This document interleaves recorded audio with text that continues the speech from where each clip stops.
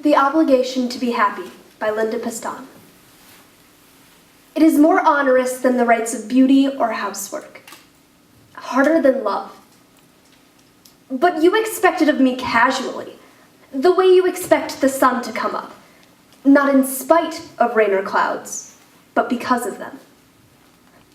And so I smile, as if my own fidelity to sadness were a hidden vice. That downward tug on my mouth. My old suspicion that health and love are brief irrelevancies. No more than laughter in the warm dark strangled at dawn.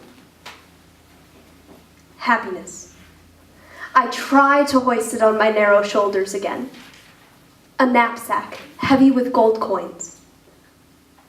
I stumble around the house, bump into things. Only Midas himself would understand.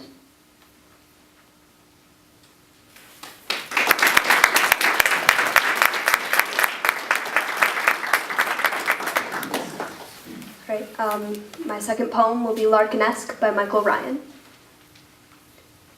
Reading in the paper a summary of a 5-year psychological study that shows those perceived as most beautiful are treated differently. I think they could have just asked me, remembering a kind of pudgy kid in late puberty, the bloody noses and wisecracks because I wore glasses. Though we all know by now how awful it is for the busty starlet no one takes seriously. The loveliest woman I've lunched with, lamenting the opacity of the body.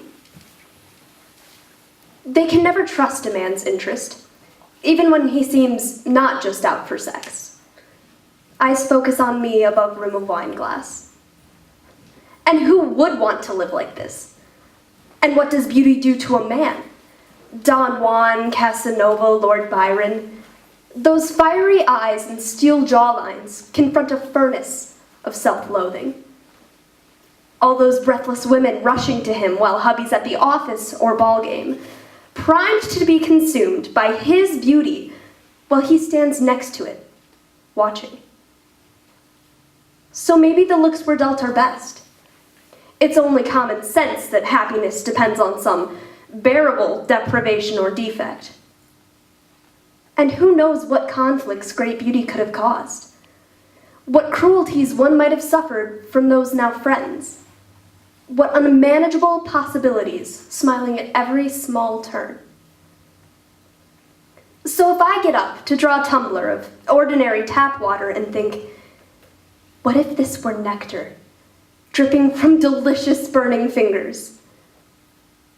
Will all I've missed knock me senseless? No, of course not. It won't.